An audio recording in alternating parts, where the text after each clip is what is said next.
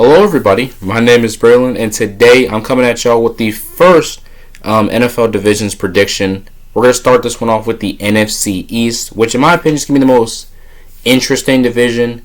You can make any case for either of these four teams to make it to the postseason, and I wouldn't be mad at you. There's a lot of talented teams in the division, so I'm not going to waste too much more time. Let's get into the division predictions, starting off with the most volatile team in the NFL, the Philadelphia Eagles. There's been more turmoil in the Eagles organization than Cardi B and Offset's entire relationship. The A.J. Brown drama, all the drama last year with the offensive coordinator. There's been a lot. I can't even say his name. He was so terrible last year. But this Eagles team is still incredibly talented. Still have Saquon. Still have Devontae Smith. The defense did lose a lot. You lost Jalen Phillips to Carolina. You lost Reed Blankenship. You lost Nakobe Dean. You lost a lot, but you also gained a lot. You brought in Rick Woolen. You traded for Jonathan Grenard. You re-signed Jordan Davis. You re-signed Dallas Goedert. You lost a lot, but you also gained a lot. And also made the best pick in the entire draft. Well, for them. Traded with your little buddies down there in the NFC East, Dallas Cowboys, to acquire future superstar wide receiver Mekhi Lemon from USC University. Why did I say USC? From USC. And as a USC fan myself, that is one of the best picks in the entire draft. I don't know how Howie Roseman does it every other year, but he finds a way. He's the Sam Presti of the NFL. Bro turns water into wine. 5-star wine. But with this Eagles team, their schedule is pretty difficult to start the season, but again, I don't see them falling off too much. Obviously, with A.J. Brown, he's probably out of here by June 1st is what I'm hearing. Obviously, he might go to the Patriots. We don't know if he doesn't go to the Patriots, where else he could possibly go. But even at that, I still think this team is incredibly talented. You also brought in Hollywood Brown. You brought in Elijah Moore, so you got a little more receiver depth to work with if A.J. Brown does leave. Also made a really nice pick in the second round of Eli Stowers, tight end out of Vanderbilt. Also drafted Markel Bell in the third round. This team is still incredibly talented. And again, they're only 2 years removed from winning the Super Bowl, so I think they're going about 12-5 this year. I really don't see a fall off. The main thing I worry about is, can Jalen Hurts take another step forward? Because he's faced a lot of, criticism, especially last year, not being able to get the offense together, having disagreements with A.J. Brown. Apparently him and A.J. Brown aren't the closest anymore like they used to be. They're not as tight as they used to be.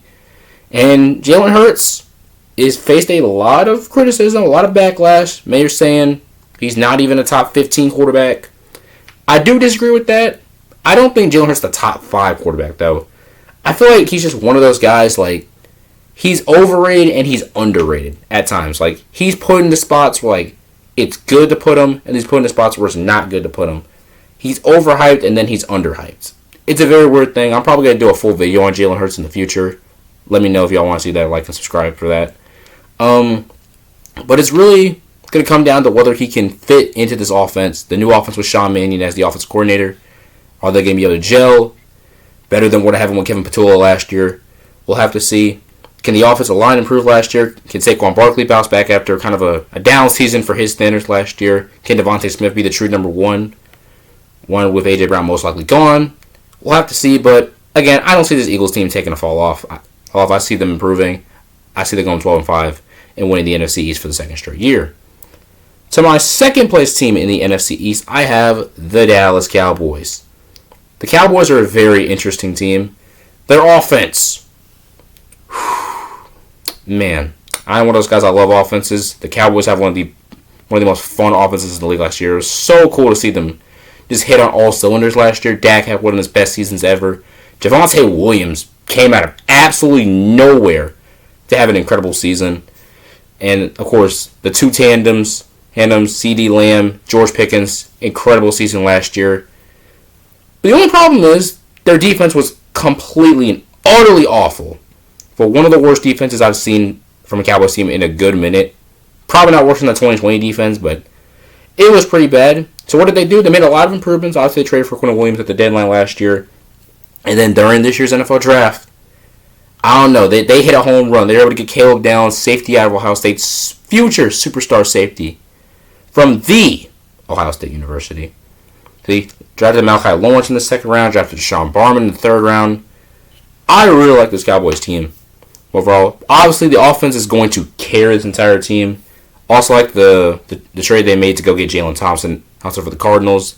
They need to upgrade that secondary. That secondary has been terrible. Christian Parker is the new defensive coordinator. I think he'll be able to get the most out of this Cowboys defensive unit. The defense isn't even that bad overall. I like the interior defensive line. The one thing I do worry about is the secondary. But again, Christian Parker, former defensive coordinator for the Eagles, he was able to get the most out of Cooper DeJean and Reed Blankenship. Yep, I think he'll be able to get the most out of the Cowboys defensive backs as well. And again, that offense is going to absolutely carry them this year. As long as Dak is on point, as long as George Pickens, if they're able to actually resign him, you already know Jerry Jones. He's always BS when it comes to money. He has not signed a long-term extension yet. It's been a lot of back and forth with that. I believe he missed OTAs, which is a little bit concerning, not too concerning. We'll have to see what happens with him. But overall, I think the Cowboys go with 10-7 this year. I think they're a wild card team this season. I really like their offense, like I said. And it really just all comes down to whether this defense can take a step forward. Can they just be consistent? I'm not even asking them to be like a top 10 unit in the league. I'm just asking, can you be like middle of the table? And then this offense is going to take care of the rest. I think the Cowboys go 10-7 and make a wild card game. Good Lord, I can't even talk. All right, on to the third place team in the division. I have the New York Giants, who I'm going to be watching very, very closely this year, mainly based on all the youth that they have on this roster. And, of course, the brand new head coach, John Harbaugh, brand new head coach coming over from Baltimore. John Harbaugh is not, the best head coach ever, but he's dang sure way better than Brian Daboll. He's going to get the absolute most out of Jackson Dart. Speaking of Jackson Dart, very excited to see what he does in this sophomore campaign. Had a very nice rookie season, especially what he had around him. And obviously, not having Malik Neighbors for the entire season, who, speaking of him as well, I'm a little nervous he might not even play or be ready for week 1. Apparently, there's a couple setbacks with his surgery. Hopefully, he will be back. I want to see Malik Neighbors in this offense, man. It was so sad to see him go out the way he did last season. But even without Malik Neighbors, I think the Giants had an overall really good offseason. I mean, you're able to get 2 top 10 picks. You get Arvell Reese. You get Francis Maui-Noah. Hold on, let me look at my notes. Who else did they sign? Check my notes real quick. Oh, yeah, you got Darnell Mooney as well. You also brought in, I believe they brought in, who else did they bring in? Isaiah Likely from Baltimore. You got TJ Reader after the draft. Also brought in Tremaine Edmonds to shore up that linebacking core. This Giants team has so much potential. They had a great draft. Like I said, they got Reese. They are able to get Maui-Noah from the Dexter Lawrence trade. That is their first-round pick they got from the Dexter Lawrence trade. Drafted Colton Hood in the second round. Got Malachi Fields in the third round. Wide receiver out of Notre Dame. This Giants team, I know they might be like a year away from contention. I can see them possibly sneaking into a wild card game as well. Well, it really all comes down to whether Jackson Dart can improve. I think this defense, especially along the defensive line, even with losing Dexter Lawrence, I think DJ Reader is going to really shirt up in the middle. Then I think the secondary will be all right. And overall, this offense has so much potential. Like I said, Dart, Cam Scatterbo, if he doesn't, tear another ankle this year, I really hope he comes back healthy because, again, him and Dart are just some straight crackheads. He's like, you paid him $100 to run through a brick wall. He isn't going to let you get to the first cent. He's running right to that brick wall, face first with no regards for human life. They are crazy, but they're like a good type of crazy. And I love it. There's so much potential in this Giants team. There's so much untapped potential. I think John Harbaugh is going to get the absolute most out of this unit overall. And yeah, I could see the Giants finishing 9-8. I could see them, being a wild card team. Maybe just barely missing the playoffs. The NFC is really tough this year. But this team has so much potential. It's going to be so excited to see what Jackson Dart does in his second season at the helm. And finally, we have our fourth place team, the last place team. I have the Washington Commanders. I have them finishing around 8-9, 7-10. I'm not very high on this Commanders team. I'm going to be completely honest. Now, what I will say, they had a very good draft. Mainly because they were able to land Sonny Styles number 7. I don't understand how the heck he fell. Let me check my notes real quick. You know what I'm saying? I drew out a lot of notes for this video. You know what I'm saying? I do a little bit of research every once in a while. It's very rare I do a lot of research for a lot of these videos. I go off the dome. You know what I'm saying? Overall, let me make sure I get everything. Give me just 1 second. All right, we're all good. Good. Like I said, you got Sonny Styles number 7. I'm not really high on this wide receiving core, to be honest with you. Terry McLaurin missed a lot of time last year.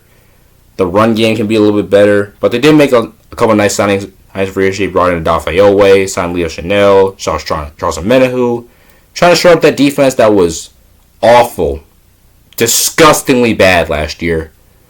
They got a little bit of youth on the defense, not too much overall, but I can rock with this. I think this team just I don't have a lot of hope for this team this year. The division's already so tough, and I feel bad for Jane Daniels overall. He suffered that terrible injury last year. I think he's gonna be able to come back and have a really nice season this year, but overall, there's not a lot of hope here in Washington for this season. Not saying they're gonna be like bottom of the barrel bad, but I don't see them make it to a playoff game overall. I think they're about 7-10 this year, 8-9. You know, they'll be like mid-table. Also, shout out to Cage right now. I got drafted in the 6th round by the Commanders as well. I think he can play a big role later on in the season. And that's it. So my final predictions: I have the Eagles finishing number 1 in the NFC East with a 12-5 record. Cowboys going 10-7, finishing 2nd. Giants going 9-8, finishing 3rd, and the Commanders finishing 4th with a 7-10 record. Let me know what y'all think about the NFC East this year. My next video will probably be another division in the NFC. I don't know which one it's going to be. I think it's going to be the NFC West. I'm very excited to talk about that division, especially with Stafford getting all the big money that he's getting 1 year, $60 million. Shout out to his agent, by the way. Him and Kirk Cousins' agents need to be in the Hall of Fame immediately. They need statues built outside their own houses. It's insane. But anyway, that's all I got for this video. Let me know what y'all think. Leave your predictions down below for the NFC East division. It's going to be a great division. It's going to be a great year of football all around. We're only like 100 days away from the NFL starting back up. I'm so excited.